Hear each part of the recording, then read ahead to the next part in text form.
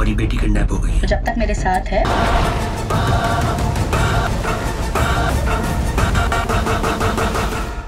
Hi everyone, welcome to Om Brewok Story. Semoga kalian sehat selalu dan diberikan rezeki yang berkah ya. Kali ini Om akan membahas alur cerita film trailer mencekam yang berjudul Crazy, keluaran tahun 2025.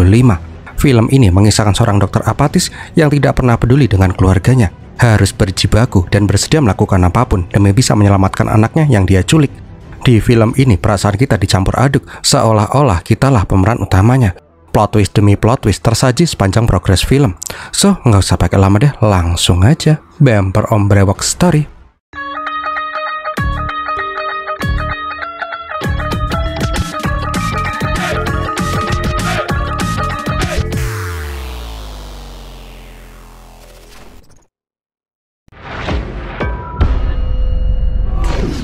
Awal kisah, kita diperlihatkan apartemen seorang dokter yang bernama Abimanyu. Terlihat dia sedang memasukkan uang sejumlah 50 juta rupiah ke dalam sebuah tas. Dengan langkah yang tegas, dia berjalan menuju mobilnya. Sesampainya di mobil, ada telepon masuk dari orang yang disebut sebagai White Coat. Orang itu marah-marah karena uangnya belum juga diantar. White Coat tidak mau tahu uang itu harus dia terima hari ini juga. Kalau tidak, hidup Abimanyu akan dalam masalah besar. Tidak mau membuang waktu, Abi langsung pergi untuk menyerahkan uang itu ke White Coat. Namun pas keluar parkiran, Abi hampir aja tabrakan dengan pengendara motor yang jengking-jengking. Bahkan tuh pengendara motor makiu-makiuin si Abi. Nggak terima dipakiu-pakiuin, Abi yang emosian langsung mengejar tuh pengendara motor. Singkat cerita, mobilnya pun berhasil menyalip tuh motor, dan dia pun langsung ngebales makiu-makiuin tuh mas-mas gondrong.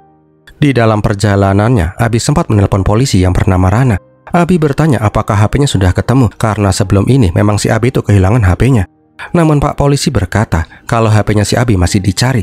Polisi masih butuh waktu untuk memproses surat laporannya si Abi. Pokoknya ruwet dah. Rana juga memberi masukan kalau mau cepat, Abi mungkin bisa mentransfer uang terlebih dahulu untuk biaya operasional. Bentar nih, seperti familiar, tapi diambulah. Tak lama berselang, Abi mendapatkan telepon dari orang tidak dikenal. Karena nggak tahu itu siapa, Abi nyuekin tuh telepon masuk. Namun nomor itu terus-terusan saja menelpon si Abi. Jengkel diganggu nomor tidak dikenal, Abi mengangkat tuh telepon. Terdengar suara pria yang sopan dalam bertutur kata. Dia pun bertanya kabar Abi dan lain-lain. Namun kemudian orang itu kembali bertanya, apakah Abi tahu keadaan putrinya sekarang? Orang itu mengatakan kalau sekarang putrinya si Abi aman bersama dirinya. Kalau Abi peduli dengan putrinya, orang misterius itu ingin Vedika ditukar dengan uang 50 juta rupiah. Mendengar itu, Abi pun menganggap itu cuma prank. Bahkan setelah tuh penculik mengancam akan membunuh si Vedika, Abi terkesan acuh tak acuh, seakan-akan dia itu tidak peduli dengan keadaan putrinya sama sekali. Berkali-kali penculik itu bertanya apakah Abi masih mendengarkannya. Kalau memang tuh penculik menyekap si Vedika, Abi ingin mendengar suara si Vedika. Tapi penculik bilang saat ini Vedika sedang bubuk manis. Vedika diberi Haloton. Sebagai seorang dokter, seharusnya Abi tahu apa itu Haloton. Penculik juga bilang dia akan menelpon lagi setelah 15 menit. Jengkel karena teleponnya tiba-tiba ditutup, Abi mencoba menelpon nomor itu lagi, tapi hasilnya nihil. Telepon itu langsung tidak bisa dihubungi lagi. Walaupun aslinya nggak begitu peduli, Abi mencoba meng-cross-check ke mantan istrinya, Baby. Ketika Baby ditelepon, dia langsung mereject teleponnya si Abi. Abi pun langsung mengirim WA, yang intinya dia bertanya bagaimana kabar si Vedika.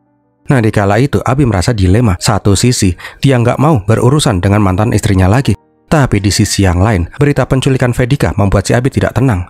Mana tuh kaca mobil ditelain burung lagi, bikin tambah nggak tenang lah perasaannya si Abi. Bangke, badut kutil, bikin om kaget aja. Nah, pas noleh ke belakang, terlihat badut itu memandangi bagasi belakang mobilnya si Abi. Setelah itu dia pun seperti ketakutan dan pergi dari sana. Rupanya uang yang ditaruh di tas itu nyembul keluar. Tak lama berselang, Abi pun melanjutkan perjalanannya. Di saat itu dia ditelepon oleh pacarnya yang bernama Jan. Jan bertanya apakah Abi sudah membawa uang 50 juta rupiah itu. Segera serahkan uang itu ke White Coat dan hidup Abi akan kembali seperti sedia kala. Abi bertanya ke Jan apakah Jan itu menceritakan tentang uang 50 juta rupiah itu ke orang lain. Karena ada orang misterius yang mengaku menculik si Vedika dan meminta uang tebusan 50 juta rupiah. Seolah-olah dia itu tahu kalau sekarang Abi membawa uang sebanyak itu. Jan jelas saja bilang tidak ada orang lain yang mengetahui tentang uang 50 juta rupiah itu. Jan menganggap telepon itu cumanlah telepon iseng. Nah, di saat teleponan dengan si Jan, Baby menelpon si Abi. Baby bertanya kenapa sekarang Abi peduli dengan si Vedika. Berkali-kali Abi bertanya di mana si Vedika. Tapi si Baby malah ngomel-ngomel Vedika itu tidak butuh sosok ayah yang tidak bertanggung jawab seperti si Abi. Jadi jangan pernah bertanya keadaan si Vedika kalau cuma pengen terlihat peduli. Baby juga mengungkit-ungkit semua perkataannya si Abi dulu. Vedika yang Down syndrome tidak akan bertahan lama. Dia akan menjadi anak idiot yang tidak berguna. Sekarang semua itu dipatahkan. Walaupun si Vedika Down syndrome, Vedika menjadi anak yang cerdas dibandingkan dengan teman-temannya. Saat ini mereka berdua sudah sangat bahagia karena sudah tidak hidup lagi bersama si Abi yang toksik. Karena terus-terusan aja diomelin, Abi pun berkata kalau tadi ada telepon dari orang asing yang mengaku telah menculik si Vedika. Mendengar itu, Baby pun tertawa dan menganggap Abi itu cuma ngeprank. Baby juga bilang, kenapa juga si Abi peduli kalau si Vedika diculik? Selama ini, Abi tidak pernah menganggap si Vedika ada. Baby meminta si Abi untuk tidak mengganggu mereka berdua lagi selamanya, dan Baby langsung menutup teleponnya. Mendengar Baby yang tenang seperti itu, Abi pun yakin kalau tadi itu cuma telepon prank. Vedika tidak benar-benar diculik. Alhasil, Abi pun langsung melanjutkan perjalanannya untuk menyetorkan uang ke White Coat. Tak lama berselang, penculik kembali menelpon. Kali ini, Abi sudah tidak percaya. Dia menganggap kalau itu cuma omong kosong. Tapi penculik itu berkata, antarkan uang itu sebelum matahari terbenam ke lokasi yang sudah ditunjukkan oleh penculik. Kalau tidak, nyawa Vedika akan dalam bahaya. Abi menganggap orang ini sengaja ingin memeras dirinya. Karena dia tahu sudah lama Abi tidak bertemu dengan si Vedika. Itulah kenapa tuh orang mengancam si Abi, bukan si Baby. Karena penculik tahu Vedika saat ini sedang bersama ibunya. Pas mendapatkan Sherlock, tanpa mikir panjang, Abi langsung menghapus pesan itu. Namun tak lama berselang, Baby menelpon dengan panik. Setelah dapat kabar dari si Abi, Baby menelpon sekolahnya si Vedika. Baru deh dia tahu kalau semenjak tadi pagi Vedika tidak terlihat. Guru-gurunya sudah mencari-cari tapi tidak ketemu. Nah kali ini yang marah-marah malah si Abi. Dia menganggap semua ini adalah ulahnya si Baby. Baby sengaja merencanakan ini semua untuk membalas perlakuannya si Abi. Nah dalam perjalanannya Abi terjebak macet. Di saat itu di mobil depan ada seorang anak yang memandangi si Abi. Melihat anak itu, seketika Abi pun keinget dengan si Vedika. Perasaan Abi kembali bergejolak. Satu sisi dia tidak ingin percaya kalau Vedika itu diculik. Tapi di sisi yang lain dia merasa khawatir gimana kalau Vedika beneran diculik. Ditambah Baby mengirim chat WA. Dia bersumpah-sumpah kalau Vedika itu beneran hilang. Dan menyuruh si Abi menelpon langsung ke sekolahnya si Vedika. Baby juga kembali menelpon sambil menangis terseduh-seduh. Dia memohon Abi menyelamatkan putri mereka. Baru deh Abi yakin kalau penculikan ini beneran. Baby pun bertanya apakah dia harus menelpon polisi. Abi jelas saja melarang. Polisi India itu terlalu korup. Mencari HP yang hilang aja nggak becus, apalagi ngurusin anak diculik. Abi yakin mereka akan keluar uang lebih banyak daripada uang tebusan yang diminta oleh penculik. Baby pun memohon agar si Abi bisa membayarkan uang tebusan 50 juta rupiah itu ke penculik. Tapi Abi nggak bisa, uang itu sangat penting untuknya. Setelah berdebat, Abi pun ngasih tahu kenapa dia membawa uang sebanyak itu. Hidup dan karirnya bergantung ke uang itu. Tahun lalu, Abi melakukan operasi appendix ke seorang pasien. Tapi pasien itu meninggal saat dioperasi. Keluarga pasien menuntut si Abi karena diduga melakukan malapraktek. Setelah persidangan berkali-kali, pengacara Abi mengatakan kalau mereka itu tidak mungkin bisa menang. Karena memang Abi itu melakukan prosedur ilegal dalam operasi tersebut. Pengacaranya pun menyarankan si Abi berdamai saja dengan keluarga pasien. Dan uang 50 juta rupiah itu akan digunakan si Abi sebagai uang sogokan ke keluarga pasien dan dokter ahli yang akan berpura-pura membela si Abi. Kalau uang itu nggak diserahkan, karir dokternya akan hancur dan Abi juga akan dipenjara. Baby pun memohon untuk kali ini aja. Dia akan menjual semua perhiasannya, apartemennya, dan aset-asetnya. Tapi tolong selamatkan Vedika dulu dengan uang 50 juta rupiah itu. Baby juga bertanya, apakah Abi mau menyelamatkan si Vedika kalau dia anak yang normal? Apakah Abi tidak mau menyelamatkan si Vedika karena dia tuh cacat mental? Baby juga mengungkit-ungkit perkataannya si Abi dulu. Kalau Vedika lah yang membuat rumah tangga mereka hancur. Abi berharap Vedika tidak pernah lahir kalau tahu dia menderita Down syndrome. Selama ini Abi tuh nggak tahu kalau Vedika mendengar semua perkataannya si Abi dari balik pintu kamarnya. Dia memang terkena Down syndrome, tapi bukan berarti dia tidak bisa mengerti. Dia juga punya perasaan yang harus dijaga. Selama ini Vedika selalu bertanya kenapa ayahnya tidak pernah sayang sama dia. Apakah dia lebih baik mati agar ayahnya bisa bahagia? Mendengar itu, hati Abi pun langsung tersentak. Di dalam bimbangnya, Abi mencoba menghubungi penculik lagi. Dia meminta penculik mengirimkan Sherlock lagi. Setelah berdebat dengan penculik itu pun bersedia mengirim Sherlock. Tapi ingat, matahari terbenam, tinggal 59 menit lagi. Nggak mau terjebak di sana, Abi langsung menerobos kemacetan. Dia juga langsung laporan ke Jan kalau memang benar si Vedika itu diculik. Abi pun pengen minjem uang ke Jan 50 juta rupiah. Tapi Jan menganggap si Abi itu sangat bodoh. Bisa saja itu cuma jebakan. Jan meminta si Abi segera menyerahkan uang itu ke White Coat. Jangan sampai hidup Abi hancur. Lagian selama ini Abi juga nggak peduli sama si Vedika. Mau itu anak mati ataupun diculik, Abi itu nggak perlu cemas. Namun si Abi ingin membuktikan walaupun dia tidak peduli dengan si Vedika, tapi Vedika itu masih tetap darah dagingnya. Jan meminta si Abi menghubungi polisi saja. Biarkan pihak berwajib yang menyelesaikan ini semua. Abi itu nggak punya kewajiban untuk menyelamatkan si Vedika. Tante, cocok empuk, pengen tak tapuk panci tuh mulut. Bingung dengan semua ini, Abi berhenti di jalan. Dia mencoba mencernihkan pikirannya dengan sebat. Nah, di saat itu Abi mulai bimbang lagi karena perkataannya si Jan. Dia pun membuka foto-foto lama bersama si Vedika. Di saat itu Abi keinget pas Vedika masih kecil, dia mengikat tali sepatu si Abi sampai si Abi terjungkal. Emosi dengan itu, Abi langsung marahin si Vedika dengan kata-kata yang sangat menyakitkan. Vedika itu anak gila, bodoh, dan idiot. Vedika tidak akan bisa punya masa depan. Kalau tahu Vedika lahir seperti ini, lebih baik Abi tidak punya anak seumur hidupnya. Nah, pas nge-slide ke foto selanjutnya, Abi melihat foto kepala sekolah Vedika di SLB. Pak Prasad pernah bilang kalau Vedika merupakan anak yang cerdas. Di balik kekurangannya, dia memiliki sesuatu yang tidak dimiliki anak seusianya. Ketika mengingat-ingat kata-kata dari Pak Prasad, Abi baru menyadari kalau suara Prasad sangat mirip dengan suara penculik. Abi yakin benar kalau ini adalah rencana dari si Baby dan si Prasad yang ingin menghancurkan hidupnya dengan membuat sandiwara seolah-olah Vedika diculik. Abi juga bilang kalau rencana Baby tidak akan berhasil. Mendengar itu, Baby langsung menyangkal. Prasad itu sangat dekat dengan si Vedika. Tidak mungkin Prasad menculik dan membahayakan si Vedika. Tapi semua omongannya si Baby langsung dicuekin sama si Abi. Dia pun langsung kembali ke rute awal menemui White Coat alias Dr. Nihal Chatterjee. Nah, pas mau turun menemui Dr. Nihal, penculik kembali menelpon. Kali ini video call. Tu hospital jayega, tu jail jayega. Penculik menunjukkan kalau dia benar-benar menculik si Vedika. Melihat Vedika yang tergeletak di lantai dengan mulutnya mengeluarkan busa, Abi kembali dilema. Aslinya dia tuh nggak mau percaya, tapi setelah melihat tubuh si Vedika, Abi kembali yakin. Penculik mengatakan kalau Vedika overdosis Heloton. Satu-satunya cara agar bisa menyelamatkan si Vedika dengan obat penawar yang sudah disiapkan. Tentu saja tuh obat akan diberikan setelah Abi nyetorin uang tebusan 50 juta rupiah. Karena hal itu, Abi pun memutuskan menyelamatkan si Vedika. Nah, di jalan, Abi ditelepon Dr. Nihal. Dia bertanya kenapa uangnya belum juga diberikan. Abi beralasan dia tidak bisa menemui Dr. Nihal hari ini. Dia meminta waktu lagi untuk menyerahkan uang itu besok setelah dia punya uang lagi karena putrinya diculik. Namun Dr. Nihal nggak mau tahu kalau hari ini uang itu nggak diserahkan. Dia tidak mau membela si Abi di persidangan. Ya udah deh, Abi pun berkata kalau dia tidak peduli lagi. Silakan kasus ini dilanjutkan ke persidangan. Tak lama kemudian Abi menghubungi pengacaranya. Dia meminta pengacaranya untuk bersiap karena persidangan akan kembali dibuka. Jelas saja pengacaranya itu sangat marah karena Abi itu nggak punya kesempatan untuk menang sama sekali. Tapi Abi nggak mau peduli. Sekarang fokusnya untuk menyelamatkan si Vedika. Nggak lama berselang, Jan kembali menelpon. Dia meminta si Abi kembali ke rumah sakit dan menyerahkan uang itu ke Dr. Nihal. Karena terus berdebat, Jan pun mengancam dia akan menyakiti dirinya sendiri kalau Abi tetap ngeyel. Jan pun bertanya, Abi akan memilih siapa, dirinya atau Vedika?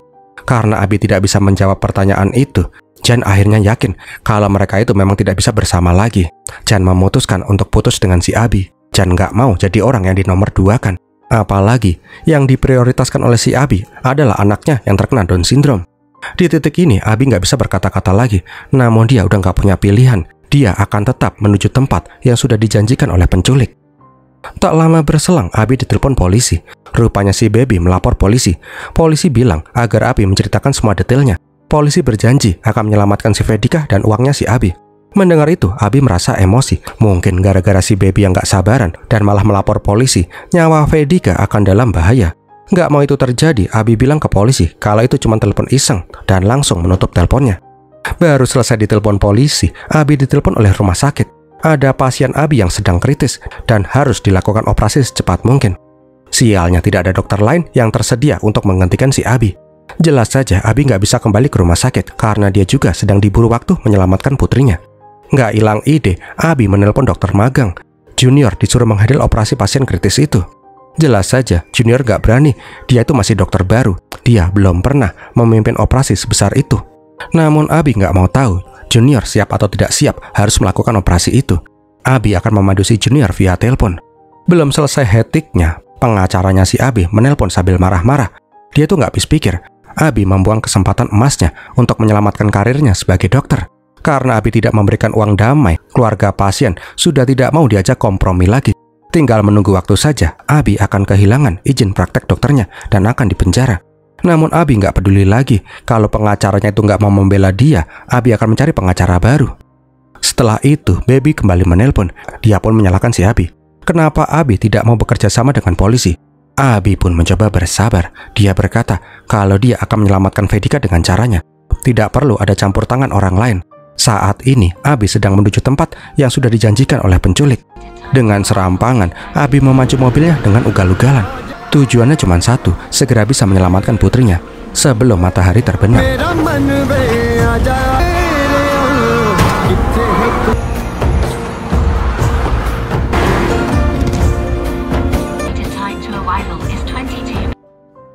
Sialnya, pas mau motong jalan melewati jalan tanah, ban mobilnya malah kempes.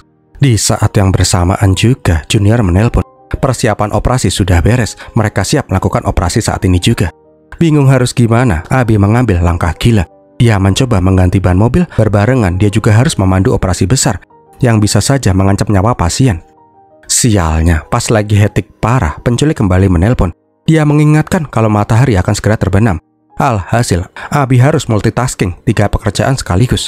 Hal itu pun terjadi berkali-kali. Junior yang terus bertanya soal operasi, penculik yang terus-terusan saja menelpon, dan Abi yang mengganti ban mobil. Sialnya, satu baut ban mobil hilang. Abi pun mencari kesana kesini, tapi tidak menemukan tuh baut. Yang lebih membuat Abi semakin stres, tiba-tiba jantung pasien berhenti berdenyut. Junior dan perawat bingung, mereka itu harus berbuat apa? Kalau mereka gagal dalam operasi ini, mereka semua akan kehilangan pekerjaan mereka. Belum lagi, penculik terus-terusan saja menelpon si Abi. Penculik itu ngabarin kalau kondisi Vedika sudah dalam masa kritis overdosis haluton. Penculik juga tidak bisa menjamin nyawa si Vedika kalau uang tebusan tidak segera diantar. Wah, edan, Om bayangin aja udah ikutan ngilu, itu pala pasti puyang-puyang, bolah. Nah, di saat itu, Abi menemukan bautnya nyemplung ke sarang semut. Dengan menahan rasa sakit, Abi memasukkan tangannya ke sarang semut itu, sembari memberi pengarahan ke Junior. Junior disuruh membelah dada pasien.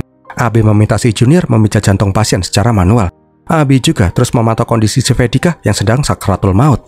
Singkat cerita, Abi berhasil mengambil baut ban dan memasangkannya. Begitu juga di ruang operasi. Junior berhasil membuat jantung pasien berdetak kembali. Dan operasi juga berjalan dengan sangat sukses. Wow, Om sampai ikutan tegang. Setelah semua itu, Abi kembali mendapat telepon dari nomor tidak dikenal. Rupanya itu dari Pinjol yang menawarkan pinjaman uang segar. Seakan pasrah dengan kondisinya, Abi bilang, aku butuh uang 50 juta rupiah sekarang juga. Cepet. Mendengar itu, CS Pinjol pun langsung kena mentalnya. Ya secara 50 juta rupiah kalau dirupiahin ya sekitar 10 miliar. Singkat cerita, Abi kembali melanjutkan perjalanannya. Sialnya, ada mobil polisi yang mengejar dia. Dengan susah payah, Abi mencoba melarikan diri dari kejaran mobil polisi itu. Di saat itu, penculik kembali menelpon si Abi. Abi meminta keringanan waktu karena polisi sedang mengejar dia. Karena penculik itulah yang melapor polisi dan bilang kalau Abi sedang membawa uang ilegal. Penculik sengaja melakukan itu agar Abi bisa lebih cepat sampai di lokasi yang sudah dijanjikan. Singkat cerita, Abi berhasil lolos dari polisi. Abi juga bilang ke penculik, aku akan membunuhmu Prasad. Aku berjanji, aku akan mengejarmu sampai ke ujung dunia. Namun penculik itu hanya tertawa mendengar kelakarnya si Abi. Nggak mau membuang waktu lagi, Abi kembali nyupir ugal-ugalan. Singkat cerita, akhirnya Abi bisa sampai di sebuah tunnel, tepat sebelum matahari terbenam sepenuhnya. Penculik meminta Abi membuang uang itu di tunnel. Setelahnya, Abi disuruh berlari ke ujung tunnel. Di sana, Vedika akan menunggu. Dengan sekuat tenaga, Abi berlari. Tapi tiba-tiba ada mobil yang menabrak si Abi sampai dia pingsan. Beberapa saat kemudian, Abi siuman dengan luka di sekujur tubuhnya. Tulang dengkulnya pun hampir keluar karena ditabrak mobil. Namun Abi nggak bisa manja di kondisi genting seperti ini. Dengan menahan rasa sakit, Abi memasukkan tulang dengkulnya itu ke posisi awalnya. Ngilu. Sambil terpincang-pincang dan menahan rasa sakit yang amat sangat, Abi mencoba berjalan ke tempat si Vedika. Di sebuah tempat, Abi melihat ada banyak buntelan di lantai. Dengan hati yang takut, Abi membuka satu persatu buntelan itu. Dia berharap putrinya masih hidup. Dan sampailah di buntelan terakhir. Di buntelan itu terlihat ada noda bekas darah. Ketakutan kalau buntelan itu berisi Vedika yang sudah mati, Abi membuka buntelan itu dengan sangat hati-hati. Tapi apa yang dia lihat, buntelan itu berisi darah palsu, muntahan palsu, obat-obatan, drone, dan HP Abi yang hilang kemarin. Setelahnya, penculik pun kembali menelpon si Abi. Abi berteriak di mana putrinya. Namun alangkah kagetnya si Abi karena yang menelpon itu adalah si Vedika. Abi pun mencoba menenangkan si Vedika. Vedika tidak perlu takut, Papa akan menyelamatkan si Vedika. Plot twistnya, Vedika berkata, Aku tahu Papa, aku tahu semuanya. Aku akan memberitahumu sesuatu Papa.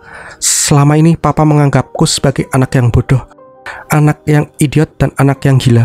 Sebenarnya aku yang mencuri HP-mu Papa. Aku melihat semua isi percakapanmu dengan Mama yang bilang kalau aku lebih baik tidak dilahirkan. Aku juga membaca isi chatmu dengan Dokter Nihal. Uang damai 50 juta rupiah, deadline dan lokasi pertemuan. Karena hal itulah aku meminta bantuan Pak Prasad untuk membantuku. Dia itu lebih seperti ayah kandungku daripada kamu. Dia lebih menghormatiku selayaknya anak normal. Aku ingin membuktikan kalau aku tidak bodoh. Makanya aku membuat rencana ini untuk menunjukkan ke Papa kalau aku juga bisa berpikir. Itulah kenapa aku merencanakan semua ini. Sekarang kau bisa dengan bangga bilang ke setiap orang kalau putrimu benar-benar gila. Intinya sih, Vedika ingin bapaknya merasakan apa yang dia rasakan selama ini. Mendengar itu, Abi pun langsung lemas.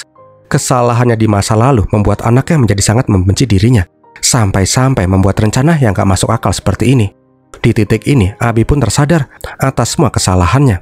Dia pun berjanji tidak akan melakukan hal itu lagi. Abi meminta maaf karena telah kejam ke Vedika. Jadi tolong jangan tinggalkan dirinya.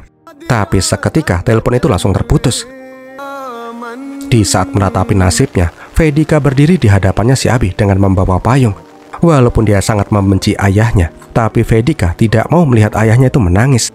Dia pun mengulurkan tangannya, yang berarti Vedika sudah memaafkan ayahnya itu. Dan akhirnya, mereka pun berjalan di tengah hujan untuk pulang bersama. Dan filmnya pun berakhir. Wah, gimana film ini sob? Semoga menghibur ya.